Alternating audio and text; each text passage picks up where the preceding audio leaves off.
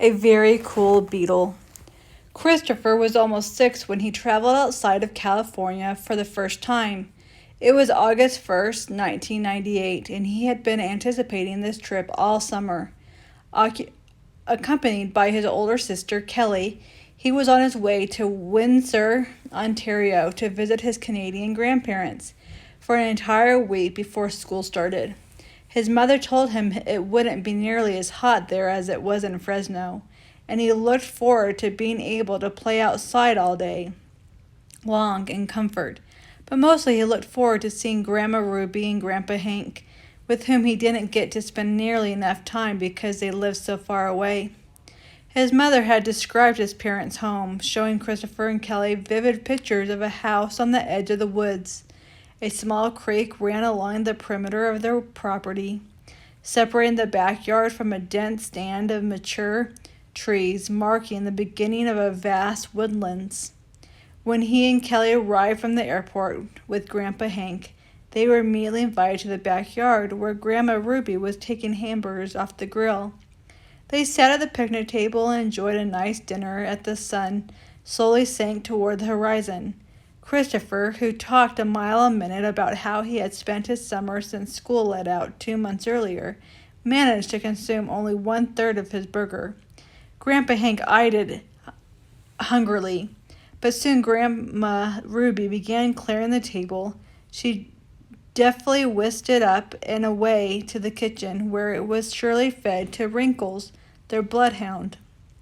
20 minutes later, the last night of dusk was fading into darkness, and Grandpa lit a kerosene lantern and set it at the center of the picnic table. Landscape lights gave soft illumination to the perimeter of the yard. Grandma returned from the house with mosquito repellent and instructed Christopher and Kelly to close their eyes and hold their breath while she sprayed them from head to toe. "The mosquitoes here are big enough to pick you up and fly away with you," Christopher, Grandma Hank said, chuckling. "I bet they've never seen mosquitoes like these in California." Grandma Ruby finished spraying him and moved on to his sister. He let out his breath and opened his eyes, directing his gaze to his grandfather. "Big mosquitoes and fireflies too, right?" he asked with marked enthusiasm. "My new friend Danny just moved to Fresno from Louisiana to Kentucky. He says they have bugs there that fly around at night with their derrieres lighting up. He calls them fireflies." "Derrieres," Grandpa Hank repeated with amusement in his eyes. "Does your friend speak French?" Christopher cupped a hand around one side of his mouth, then leaned in to speak in the hushed tone. "It's another word for B-U-T-T, he said, choosing to spell out the word. "Danny's mother doesn't allow him to use the word, so he calls it derriere. Mom thinks it's very polite, so I say derriere too." "Well, to answer your question, yes," his grandfather said. "We do have fireflies, and lots of them. They get really busy around here in late June because of the cooler climate, and they'll be around for another week or two. Your friends' Kentucky fireflies are active a little earlier in the season, I suppose, since it's warmer there." The words had barely left Grandpa Hank's lips when a firefly lit up just a couple of yards away. It floated on a very slow path, flashing its derriere alluringly with just enough frequency to allow a young boy to keep tabs on it. "There's one now," Christopher said. "Cool!" Kelly squealed, pointed toward the woods. "Look, there must be 100 of them." The two of them gave chase, trying to catch them. Christopher was amazed at how easy it was to scoop them up in his cupped hand, and quickly learned that when you let one go, you could recapture it in a matter of seconds. He decided to hold on to one for a while, watching with enchantment as the bioluminescence flashing from the bug's abdomen glowed from between his fingers. "I wish we had these in California," he said. "You know, if you catch enough of these and put them in mason jars, you can make lanterns to light your way on the evening walk," Grandpa Hank said. "Maybe we could do that one night."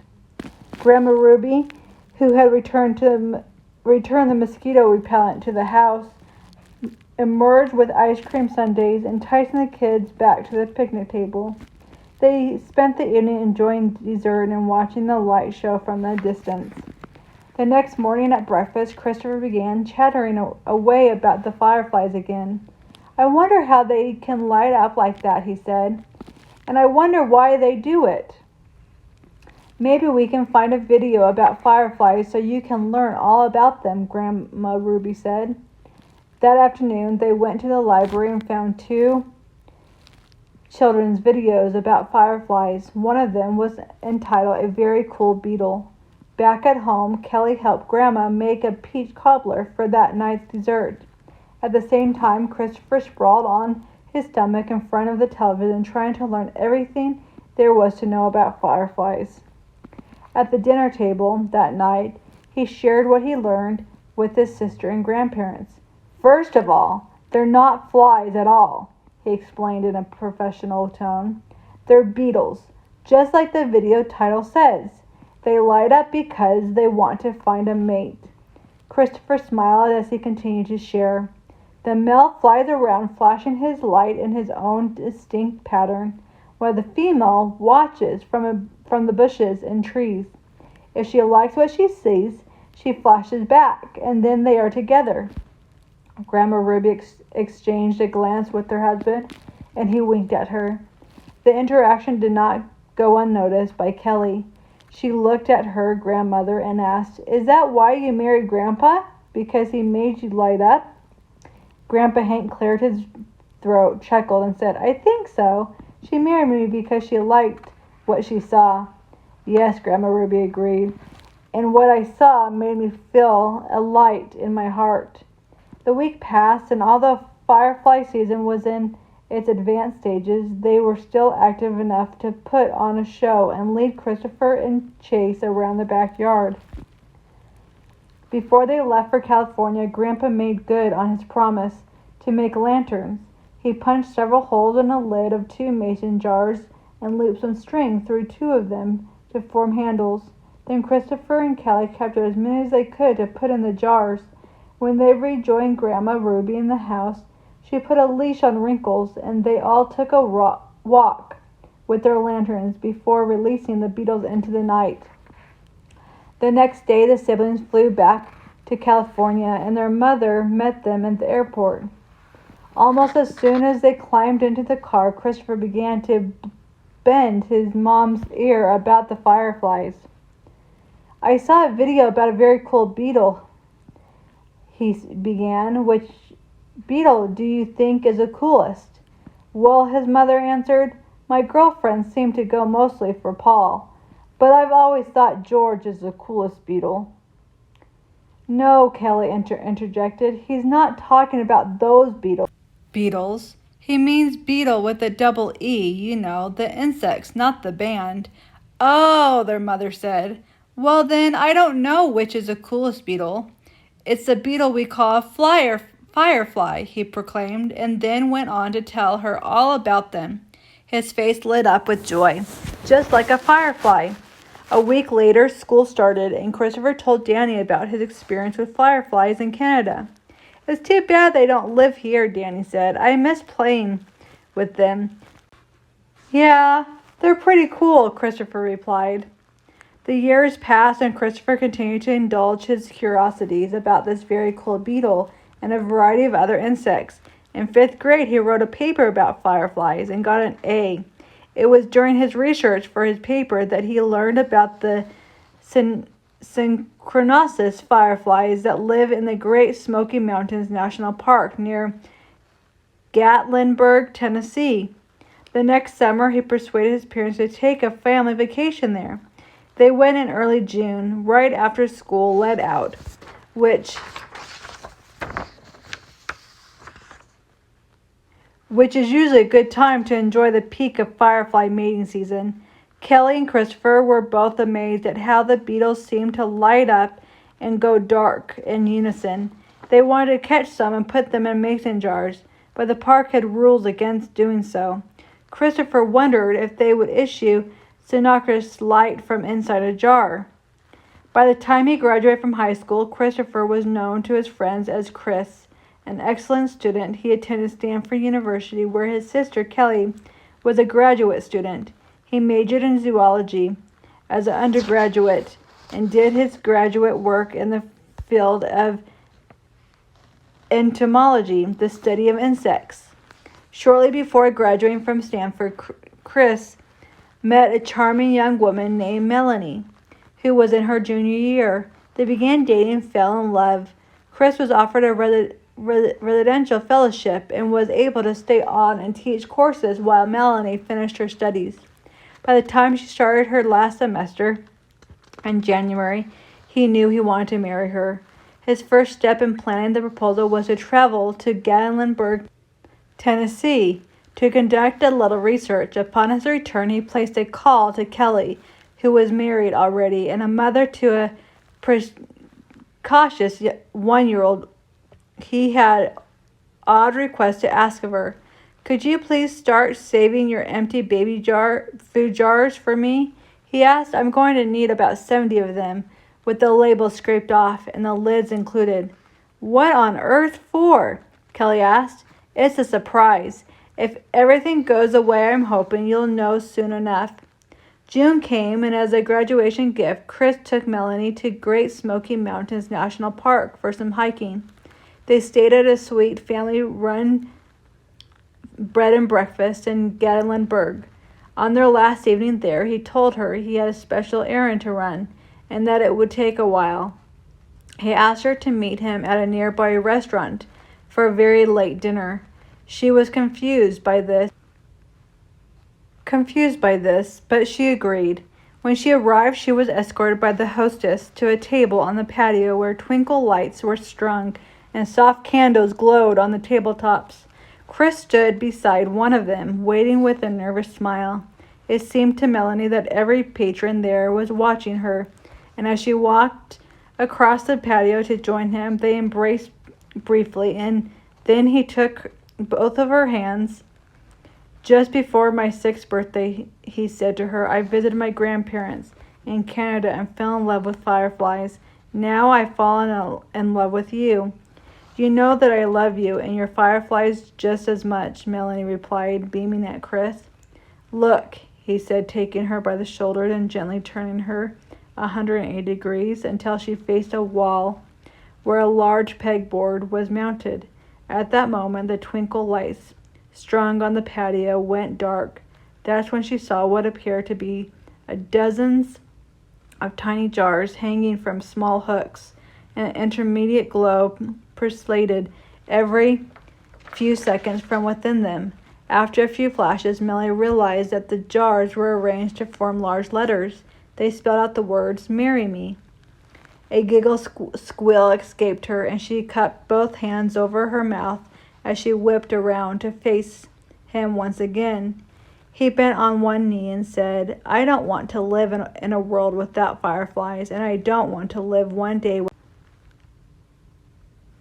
without you," he said. "Will you be my wife?" She was too choked up to speak, but nodded an enthusiastic affirmative. He rose and she threw her arms around him. Applause thundered throughout the patio. She said yes. She said to the crowd, "Release the Beetles." Melanie looked at Chris with confusion in her eyes once again.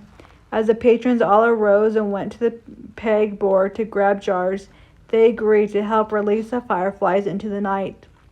He explained. They watched as hundreds of fireflies floated up and away into the Gatlinburg sky like so many Chinese lanterns. "How in the world did you catch all of them in the first place?" Melanie asked. That's when Chris's parents, sister, and brother-in-laws appeared.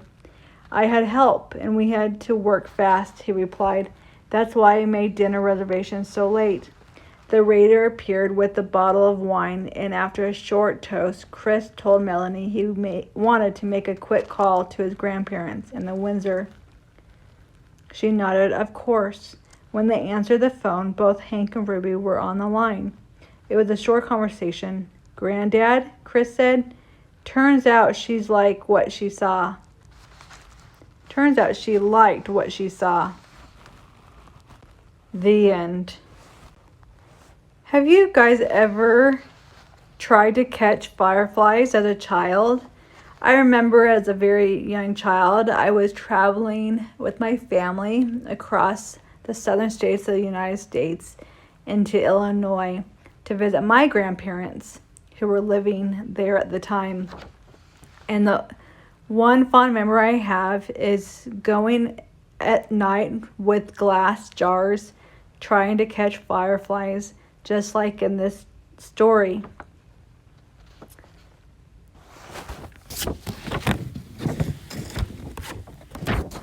It was interesting. I researched a little bit about fireflies, and just like in the story, the purpose of them lighting up to find their mate.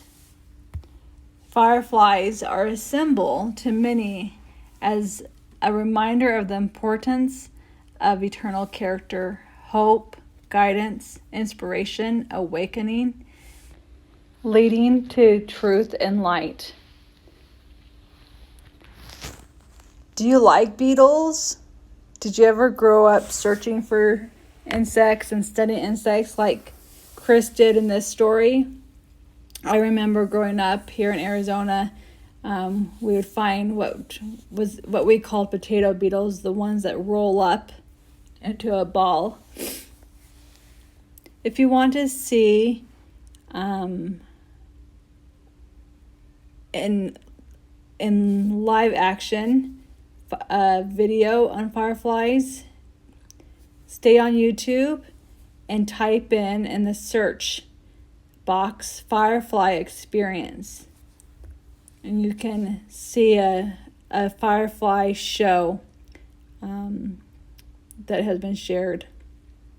Just like in the story, fireflies don't live just anywhere. They need a temporal tropical region. They can be found in pretty much every continent except for Antarctica. They live near meadows, gardens, woodlands, areas where there's water.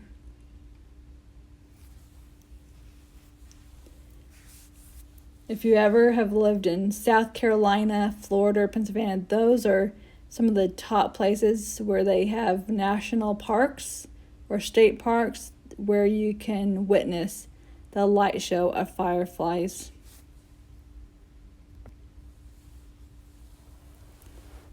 I hope you enjoyed this story, and if you ever have memories of catching fireflies in jars or seeing a light show in the evenings when you were a child or growing up, I hope this story brought some good memories back to your remembrance.